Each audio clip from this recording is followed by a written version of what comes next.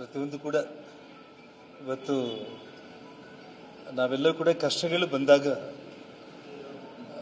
ಸಾಕ್ಷಾತ್ ಶ್ರೀಮನ್ನಾರಾಯಣ ಶ್ರೀರಾಮಚಂದ್ರನ ನಾವು ನೆನೆಸ್ಕೊಳ್ತೀವಿ. ನಾವು ಅಂದರೆ ಅಂಥ ಶ್ರೀ ಮಹಾವಿಷ್ಣುವಿಗೆ ಕಷ್ಟ ತಪ್ಪಿಲ್ಲ ಅಂತಂದರೆ ನಾವು ಯಾವ ಲೆಕ್ಕಕ್ಕೆ ಅಂತೇಳಿ. ಆದರೆ ನನ್ನ ಜೀವನದಲ್ಲಿ ನನಗೆ ಜನ್ಮ ಕೊಟ್ಟಿರುವಂಥ ನನ್ನ ಜನ್ಮಸ್ಥಳ ಬಳ್ಳಾರಿಯನ್ನು ಬಿಟ್ಟು 14 ವರ್ಷಗಳ ನಂತರ ಇವತ್ತು ನನ್ನ ಜನ್ಮಸ್ಥಳಕ್ಕೆ ಬಳ್ಳಾರಿಗೆ ಹೋಗಲಿಕ್ಕೆ ಸರ್ವೋಚ್ಚ ನ್ಯಾಯಾಲಯ ಇವತ್ತು ಸುಪ್ರೀಂ ಕೋರ್ಟಿಂದ ಆದೇಶ ಬಂದಿರುವಂಥದ್ದು. ನನಗೆ ನಿಜವಾಗ್ಲೂ ಕೂಡ ಅದು ನನಗೆ ಯಾವ ರೀತಿ ಹೇಳಬೇಕು ಅನ್ನೋದಕ್ಕೂ ಕೂಡ ನನ್ನ ಕೈಲೇ ಆಗ್ತಾ ಇಲ್ಲ. ನನ್ನ ಇಡೀ ಜೀವನದಲ್ಲಿ ನನ್ನ ಕೊನೆಯ ಉಸಿರು ಇರೋವರೆಗೂ ಕೂಡ ನನ್ನ ಕೊನೆಯ ಉಸಿರನ್ನು ಕೂಡ ಬಳ್ಳಾರಿಯಲ್ಲೇ ನಾನು ನನ್ನ ಕೊನೆಯ ಉಸಿರು ಎಳೀಬೇಕು ಅನ್ನುವಂಥ ಒಂದು ಆಸೆ ನನ್ನೊಬ್ಬನಿಗೆ ಅಂತೆಲ್ಲ, ಯಾರಿಗಾದರೂ ಕೂಡ ಹುಟ್ಟಿದ ಜನ್ಮಸ್ಥಳ ಅನ್ನೋದು ಬಹಳ ಮುಖ್ಯ. ಇಡೀ ಪ್ರಪಂಚ ನಾವು ಸುತ್ತಾಡಿ ಬಂದರೂ ಕೂಡ ನಮ್ಮೂರೇ ನಮಗೆ ಮೇಲು ಅನ್ನೋದು ನಮ್ಮ ಹಿರಿಯರು ಹೇಳುವಂಥ ಒಂದು ಮಾತು.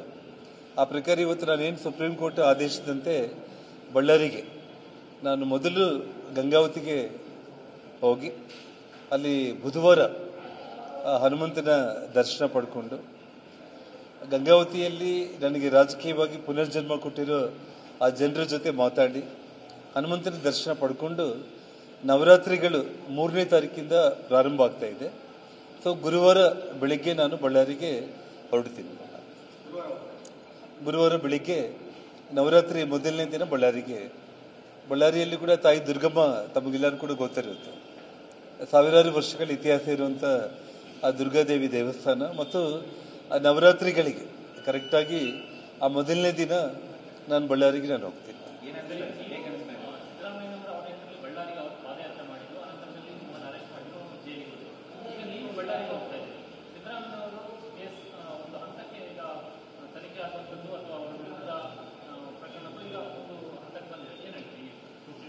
ನೋಡಿ, ನಾನು ಒಂದಂತೂ ವಿಷಯ ತಮಗೆ, ಬಟ್ ಏನಂದರೆ ಅದನ್ನು ಬೇರೆ ರೀತಿ ನೀವು ಯಾರೂ ಕೂಡ ಅದನ್ನು ತಗೋಬಾರ್ದು. ಭಾಗವತ, ನಾವು ರಾಮಾಯಣ, ಮಹಾಭಾರತ ಮತ್ತು ಭಾಗವತ, ಆ ಭಾಗವತದಲ್ಲಿ ನೀವು ಪುರಾಣಗಳು ಓದೋ ಟೈಮ್ನಲ್ಲಿ ಒಳ್ಳೆಯವರಿಗೆ ಒಂದಿಷ್ಟು ಕಷ್ಟಗಳು ಬರುತ್ತೆ.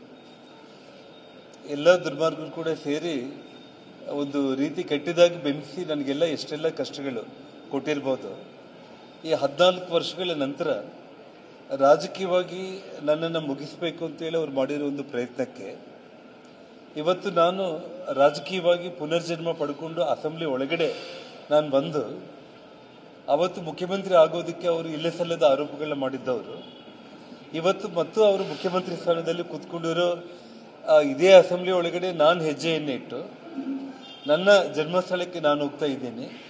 ಅದು ಚಾಮುಂಡೇಶ್ವರಿ ತಾಯಿ ಅವ್ರ ಊರಲ್ಲಿ ಇದ್ದಾಳೆ, ಆ ಮಹಿಷಾಸುರ ಮರ್ದಿನಿ. ನನ್ನೂರಲ್ಲಿ ತಾಯಿ ದುರ್ಗಮ್ಮ ಇದ್ದಾಳೆ, ದುರ್ಗಮ್ಮ ನನ್ನ ಕರೆಸ್ಕೊಳ್ತಾ ಇದ್ದಾಳೆ. ಆ ಮಹಿಷಾಸುರ ಮರ್ದಿನಿ ಚಾಮುಂಡೇಶ್ವರಿ ಏನು ಮಾಡ್ತಾಳೆ ಅನ್ನೋದನ್ನ ನಾವೆಲ್ಲರೂ ಕೂಡ ಕಾದು ನೋಡೋಣ ಅಷ್ಟೇ.